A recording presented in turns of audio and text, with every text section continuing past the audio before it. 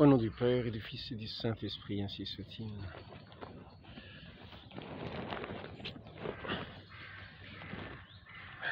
Je voudrais aujourd'hui parler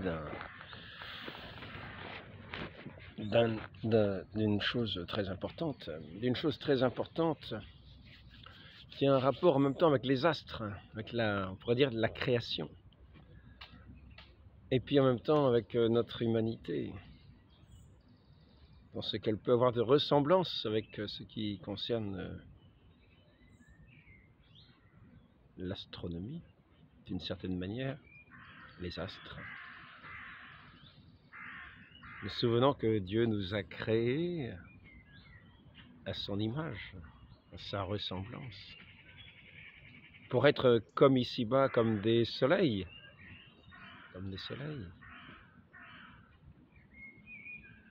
Et ainsi, je voudrais voir cette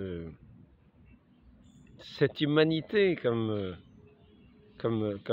notre perception du ciel, comme système solaire, ou comme système à la fois comme vision du monde, comme on en parle dans les Écritures, vision du monde, comme on en parle d'un point de vue, pourrait-on dire, simplement révolutionnaire, simplement, pourrait-on dire aussi, scientifique, sans qu'on atteigne à la sagesse pour autant. Comme nous disons, science sans conscience n'est que ruine de l'âme. Et pour beaucoup, l'âme est tellement ruinée qu'elle n'existe plus dans leur sens. Ainsi, je veux rappeler que Dieu a créé l'homme à son image. Chaque créature est unique et en même temps est en relation.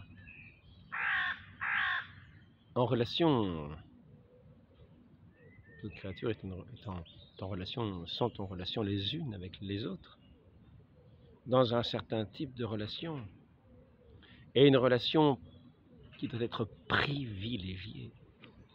Car si Dieu a créé l'homme à son image, c'est pour être dans une relation privilégiée, non pas pour être dans une relation d'indifférence ou de rebut.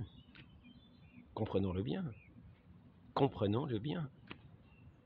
Ainsi, nos sociétés doivent nous amener à tisser des relations privilégiées les uns et les autres. Si nous regardons la création, voyons qu'il y a ce couple originel.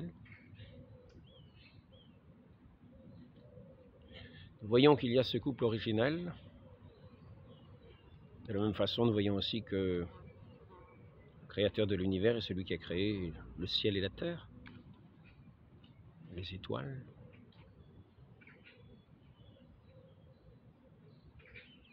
Et donc, pour en revenir à ces couples originels, quelle importance capitale ont-ils l'un par rapport à l'autre? Ils sont tous les deux à l'image de Dieu. Tous les deux sont appelés à avoir cette relation à la fois intime, à la fois privilégiée, d'une grande importance, qui est toute leur vie. Cette relation est leur vie. Ce regard qu'ils portent l'un à l'autre, cette communication qu'ils ont l'un à l'autre, qui sont l'un et l'autre comme des soleils, comme l'image de Dieu et l'image resplendissante de Dieu. C'est comme ce soleil autour duquel nous gravitons d'une certaine manière. Nous pouvons faire de nous-mêmes ce centre de gravitation. Nous pouvons faire de l'autre aussi le centre de gravitation autour de lequel nous gravitons. Je voudrais parler peut-être d'une nouvelle théorie de la gravitation. C'est pas simplement de la chute. Non, c'est cette relation que nous devons avoir les uns par rapport aux autres. Et je voudrais dire que dans ce sens-là, dans ce sens de cette relation privilégiée, lorsque l'homme et la femme s'unissent, portent du fruit, ont un enfant, cet enfant devient un nouveau centre de toute leur attention. Cette nouvelle créature de Dieu, ce nouveau petit homme à l'image de Dieu, va attirer leur regard de cette manière merveilleuse, privilégiée. Attirer leur regard, comme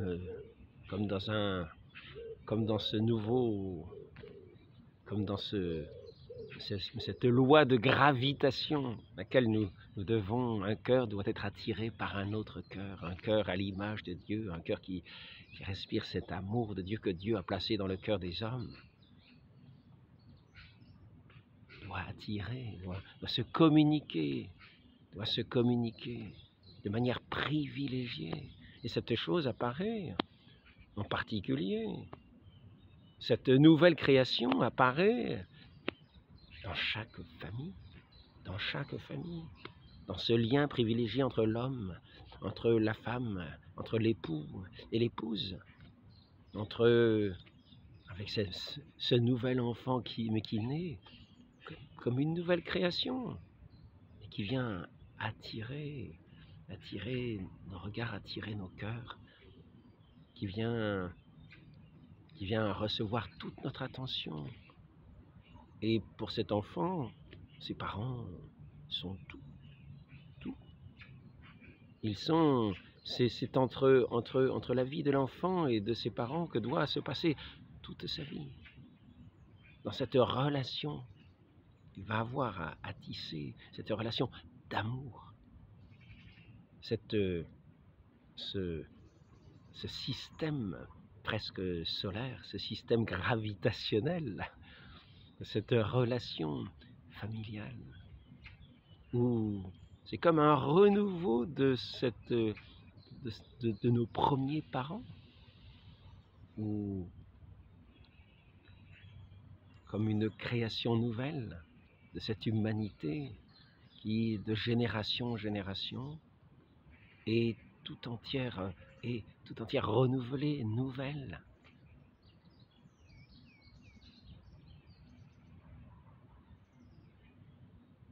Et c'est ainsi que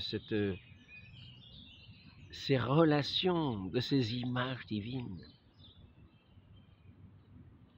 que sont ces créatures de Dieu, ces hommes, ces femmes, ces petits êtres qui naissent, tout est renouvelé à chaque génération, dans cette relation privilégiée que nous devons avoir et que nous avons dans ce qui est en propre à la famille. Après ça, la famille, de tout ce qui gravite autour de la famille.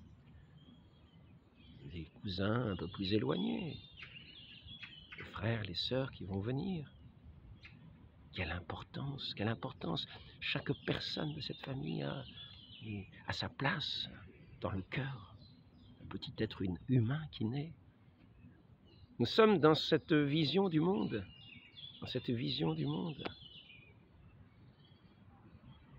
où l'homme n'est pas perdu dans l'univers, où l'homme n'est pas une planète qui se perd dans l'univers, un individu perdu dans l'ensemble de l'humanité, comme un rebut de l'humanité, comme un objet méprisable de l'humanité. Non, nous sommes au cœur de ce foyer d'amour, de ce foyer où peut vivre la vie de la grâce et celle du péché, dans l'indifférence, où où s'exprime cet amour véritable de Dieu. Et nous verrons que dans cette relation, dans ce système, d'une certaine manière solaire, dans ce système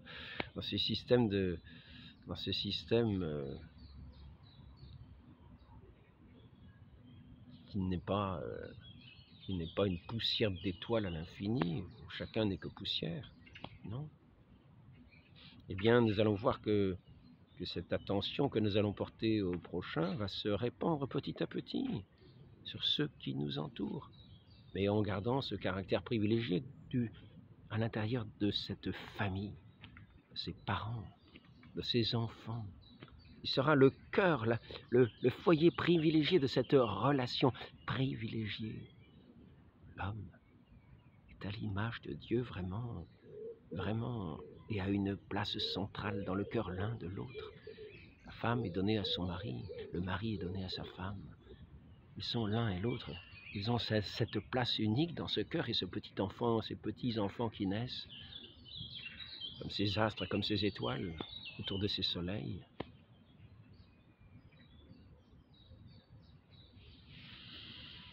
Et nous allons voir que, par la suite, ce système solaire va s'inscrire dans un système un peu plus vaste, mais qui est en lien. C'est-à-dire que cette famille va être inscrite dans un système de coutumes peut-être tribales, de coutumes régies par certaines... où le lien de ces différentes familles va être régi par certaines lois qui seront propres au clan où nous nous trouvons, à la tribu où nous nous trouvons, à la nation où nous nous trouvons, à la religion dans laquelle nous sommes inscrites. Il y aura ces lois propres, il y aura ces systèmes financiers aussi, qui vont aussi avoir leurs lois, leurs règles, et qui vont faire de nouveaux circuits d'attraction, de nouveaux réseaux, de nouveaux cercles. Il y a ce cercle familial, qui est le cercle essentiel, le cercle principal, où est vraiment, apparaît vraiment cette dimension de cette création. L'homme est à l'image de Dieu en particulier, et où chacun a cette place centrale dans le cœur les uns des autres. Et dans une communion, dans un amour, dans une relation très privilégiée, je le répète. Mais ensuite, après cela, il faudra faire attention à ce que ces autres cercles qui vont régir ce petit foyer n'amènent pas à la perte de ce petit foyer,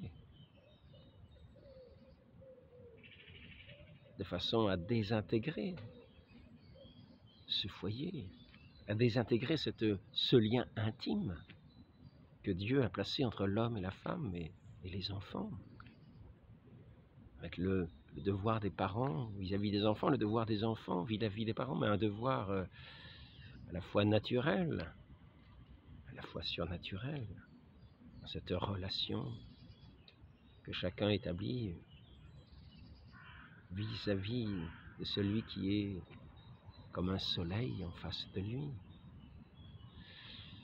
Et donc, je prends à l'échelle de tribus, de tribus, ces coutumes qui vont régir les tribus vont faire en sorte de respecter ces foyers et de mettre en lien les différents foyers, ces différentes familles les unes avec les autres, dans un respect véritable. Alors maintenant, bon, ben, après ça, nous savons que le péché a entaché notre humanité et que nous avons perdu cette perception à la fois de la création de l'homme à l'image de Dieu, et que souvent, il y a comme un voile qui vient masquer sa dignité, qui vient comme ternir cette dignité et faire mépriser d'une certaine manière celui qui est comme un soleil à l'image de Dieu sur cette terre, qui est digne de notre attention, et cette attention qui est portée de manière particulière dans le lien de famille.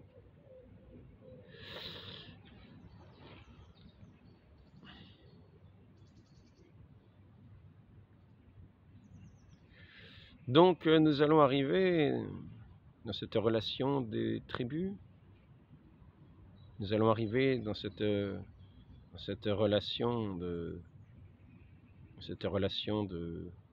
l'État, un État qui va dépasser le sens peut-être des tribus, avec ses lois propres, mais avec aussi sa religion propre qui sera et qui mettra en application ses lois religieuses selon la perception qu'il a de son Dieu, qui seront plus ou moins empreintes du péché, qui seront plus ou moins, qui amèneront à avoir des relations plus ou moins justes vis-à-vis les uns des autres. Et nous savons que ce plein soleil de notre humanité, il nous est apparu au grand jour dans la figure de notre Seigneur Jésus le Christ, celui qui est Dieu et qui s'est fait homme. Dieu fait homme. Notre humanité est parue aujourd'hui, annoncée, désignée du doigt, montrée par Saint Jean-Baptiste, et lui-même annoncé dans les Écritures comme celui qui préparerait le chemin, celui qui est vraiment la lumière, qui vient régir le monde comme le vrai roi de ce monde, c'est-à-dire le centre véritable de ce monde, le soleil de ce monde, le centre de gravitation de ce monde, qui va permettre, en répandant ses rayons, à chacun d'apparaître dans ce qu'il est, c'est-à-dire cette image de Dieu qui mérite toute notre attention. En particulier, en premier, dans ces foyers, nous allons apprendre cet amour, où cet amour sera véritablement vécu dans tous les moindres petits gestes, le moindre petit besoin de cet enfant qui naît, par exemple, dans une famille, va attirer les regards de sa mère, va l'amener à poser les gestes qu'elle sera comme inventée dans son amour pour ce petit nourrisson. Et le mari aussi aura sa place dans cette relation privilégiée qui est entre la mère et l'enfant. Il aura sa place aussi pour veiller à préserver cette relation.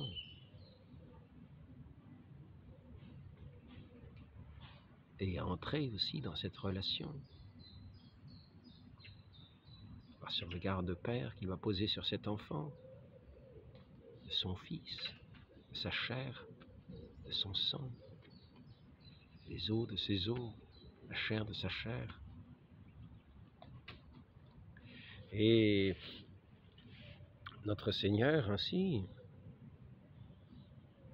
comme ce législateur de l'univers, ce centre de gravitation de l'univers qui fait que nous ne sommes pas perdus comme dans un système révolutionnaire où la Terre avance au hasard des étoiles, comme une poussière d'une étoile infiniment qui est perdue au milieu d'autres étoiles.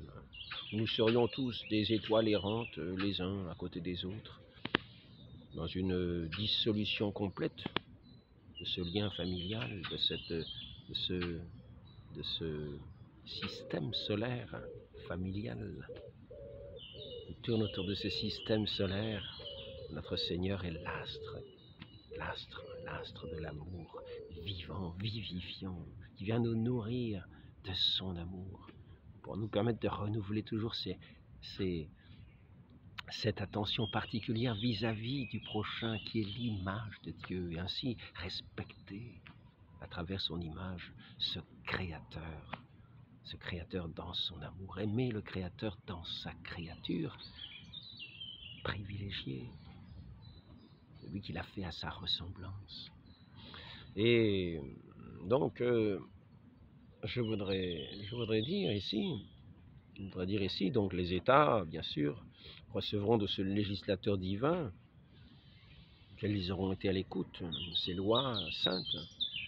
Ils feront ce royaume chrétien, ce royaume de Dieu, déjà établi d'une certaine manière sur cette terre, pour autant qu'elle permet, justement, de respecter ce lien entre les différents, entre les êtres, ce lien quasi divin, ce lien de charité, ce lien d'amour, ce lien d'affection, qui est à la fois naturel et divin.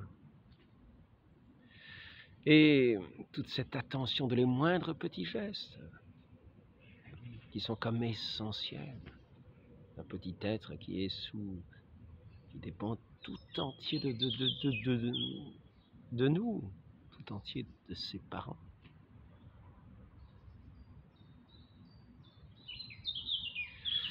Donc,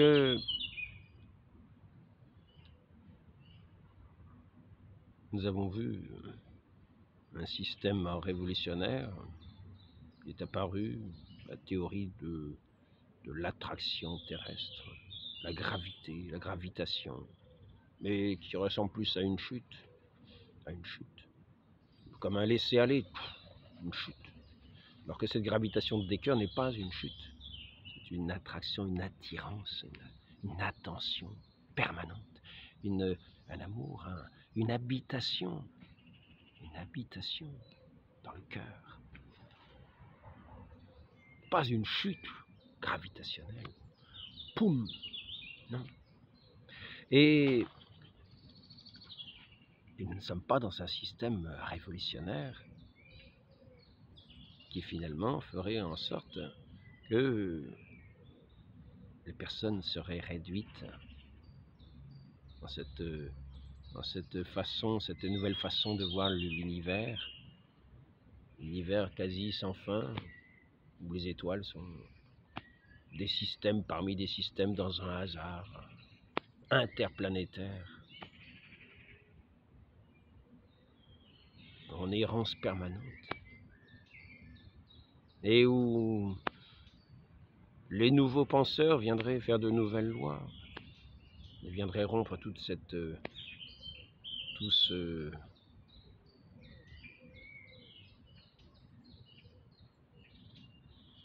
système d'attraction quasi divin, tout ce système solaire divin, ce système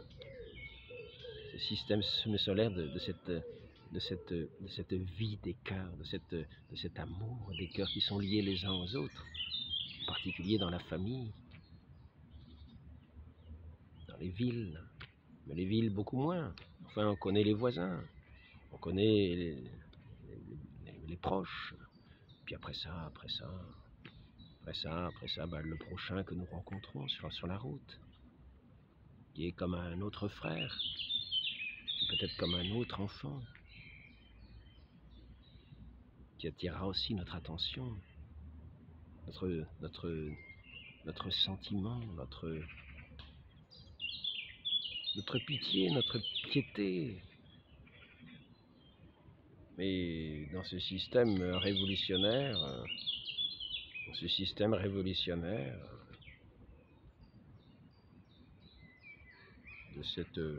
de cette immensité sans nom, de ces astres errants, de ces galaxies errantes, eh bien,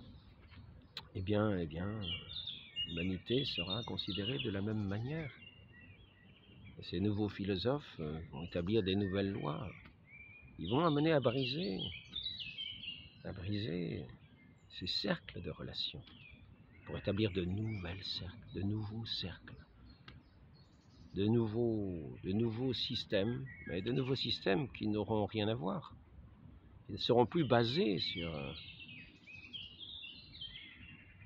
cet amour divin qui est la source de tout, dans lequel nous nous perdons comme dans un soleil, lequel nous contemplons, nous entrons dans une contemplation admirative.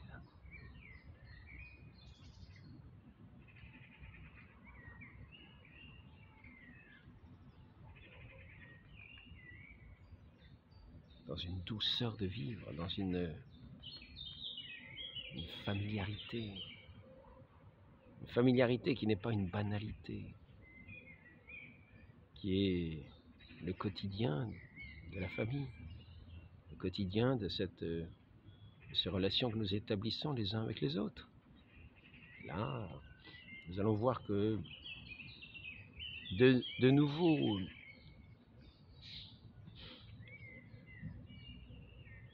de nouvelles relations vont tenter de nous faire changer d'une certaine manière le cercle de relations. Nous allons entrer, par exemple, certains vont entrer simplement dans un système, ils vont être arrachés de leur famille, ils vont être envoyés dans des pays lointains, comme ces planètes errantes, ils vont être déracinés complètement, ils vont être livrés à d'autres cercles d'indifférence, d'autres cercles de profit. Ils vont tirer profit de ceux qui vont réussir à capter dans leur cercle, en les attirant d'une certaine manière, par des fausses amitiés, par des fausses estimes, par des récompenses. Et ainsi entrer dans un cercle, dans des cercles qui n'ont plus rien à voir avec ces cercles de ces foyers dans lesquels nous sommes venus au monde, qui sont à l'image de Dieu, dans cette relation de l'homme et de la femme, dans cette complémentarité, dans cette union.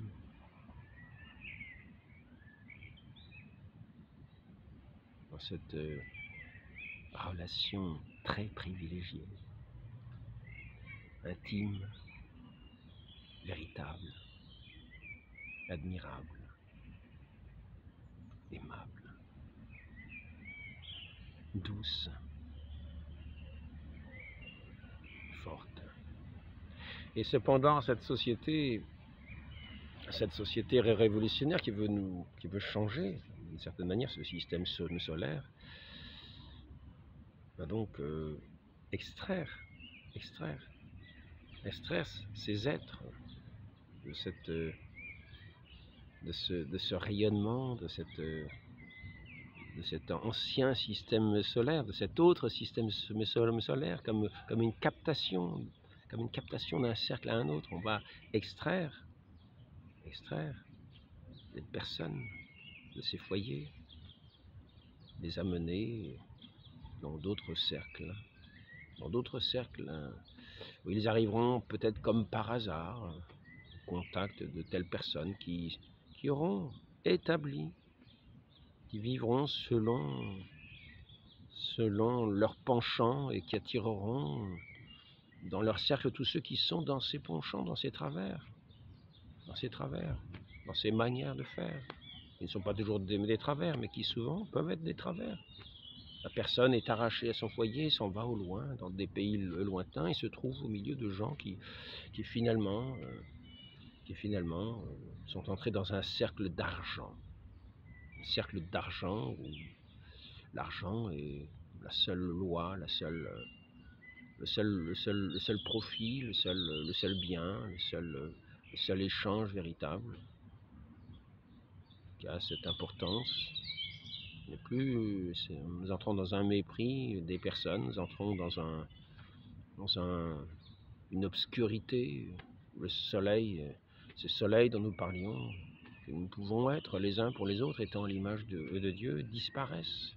Sont comme éclipsés dans ces relations sordides, dans ces relations d'argent, qui viennent briser ces foyers, qui viennent perdre ces charbons ardents, les retirer de ces foyers ardents, et les faire petit à petit se refroidir à cet amour, et les envoyer à l'écart, dans un monde perdu, où ils sont comme des poussières au milieu des étoiles, dans des sociétés sans nom, dans des sociétés de solitude, où le seul appât est un appât occasionnel, un appât d'intérêt, un appât sordide, un appât de péché. Et nous allons arriver dans des sociétés d'indifférence, de solitude, de crime. Oui. Nous en arrivons à constituer de telles sociétés. Nous voyons aujourd'hui des gens qui prévoient, des sociétés qui prévoient d'arracher de leur famille, d'arracher de leur pays, par des migrations incessantes, des centaines de milliers de personnes. Ils prévoient de faire venir, par exemple, ne serait-ce qu'en France, 500 000 personnes qui vont venir de tel continent, de tel pays, les extraire de leur famille. Vous voyez que ces gens-là, va-t-on vous dire, sont des réfugiés de guerre. Mais vous ne voyez parmi ces gens-là que des jeunes de 20 ans. En général, les réfugiés de guerre, vous voyez surtout les personnes âgées qu'on mettra à l'abri. Donc les parents, les femmes, les enfants. Le plus souvent, parmi tous ces réfugiés que on vous dit être des réfugiés de guerre, vous ne voyez que des jeunes hommes de 20 ans. En gros. Peut-être après ça, les jeunes femmes arrivent aussi pour leur tenir compagnie. Mais ils arrivent en général seuls, pour simplement un appât financier. Ils sont extraits de leur famille, extraits de leur tribu, extraits de ces lieux où ils étaient comme des soleils dans leur famille. Et ils vont être livrés à l'appétit peut-être de certaines entreprises qui les utiliseront comme main-d'œuvre peu chère, mais qui étaient des rois dans leur famille, qui étaient des soleils dans leur famille. Ils vont être des objets de mépris. Et ils vont se mépriser entre eux. Ils vont agir entre eux. Ils vont se trouver des réseaux de personnes, de personnes indifférentes, de personnes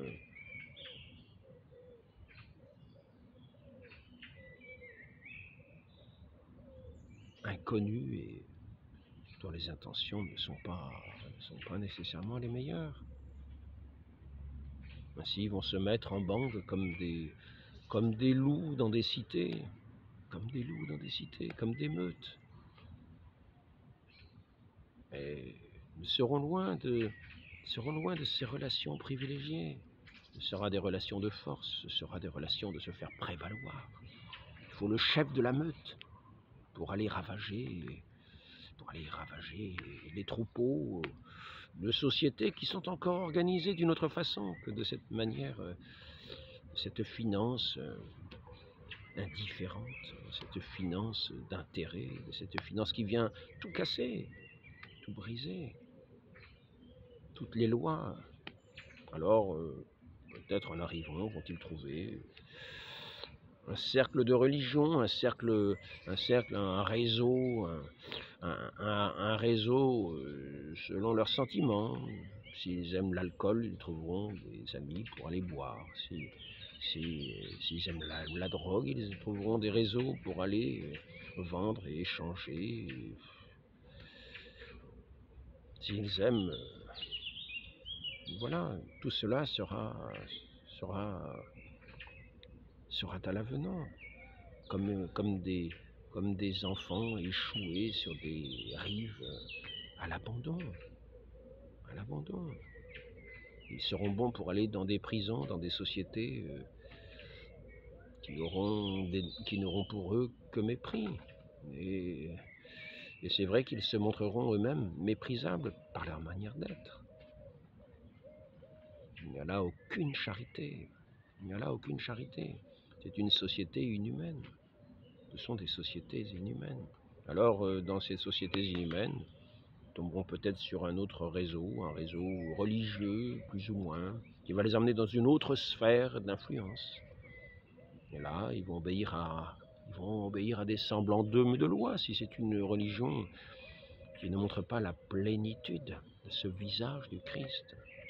De ce visage du Christ qui est le législateur, c'est-à-dire ce roi d'amour, ce roi des cœurs, ce centre des cœurs, qui vient restaurer nos cœurs. Ne nous arrachons pas autant à nos familles, sauf par un appel particulier. Ne rompons pas ces liens familiaux que nous avons faits avec notre épouse, avec notre époux. C'est ces devoirs que nous avons vis-à-vis de que ceux qui sont d'autres nous-mêmes, des enfants, nos parents. C'est là le sens de notre création, dans ces relations privilégiées que nous avons. Ne soyons pas ces astres à l'abandon jetés sur des plages au hasard, dans des sociétés inconnues, qui vont nous dévorer d'une façon ou d'une autre, pour finir dans des prisons, dans des cachots, pour finir dans des manifestations tabassées,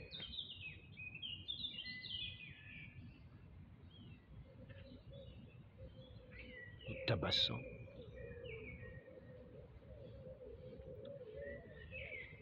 Finissant comme des assassins, des bandits, ce qu'on appelle des vauriens, que nous serions devenus à nos propres yeux, tant notre aveuglement dans ces sociétés révolutionnaires est devenu grand. Chacun vit dans cette solitude.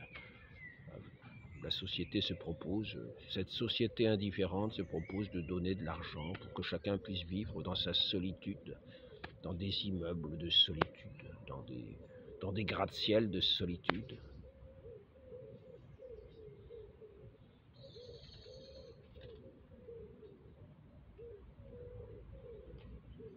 Loin de la grâce de Dieu, loin de l'amour du prochain, dans le désespoir, dans la désolation,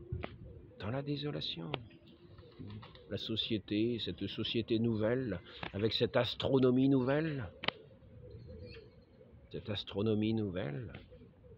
nous aura placés comme sa conception du monde, comme des astres errants dans l'univers, qu'il va gérer.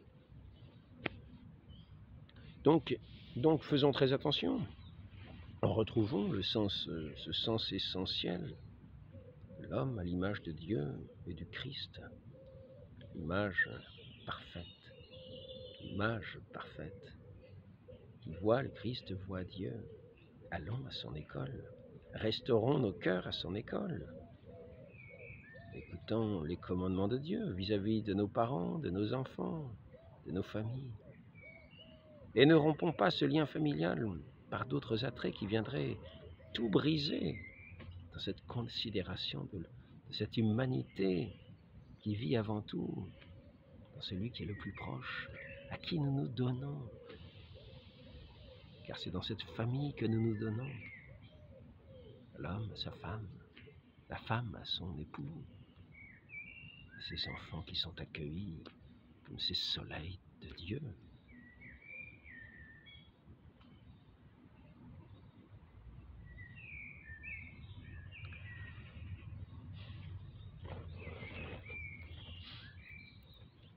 Essayons de faire un alignement de planètes, pour parler dans un autre terme, sans faire de la magie.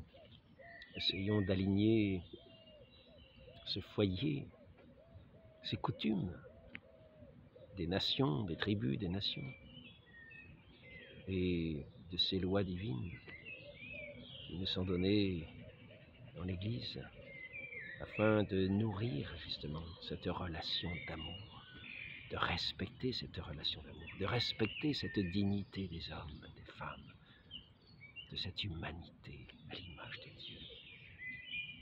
Faisons cet alignement. Ne l'oublions pas, ne perdons ni notre âme,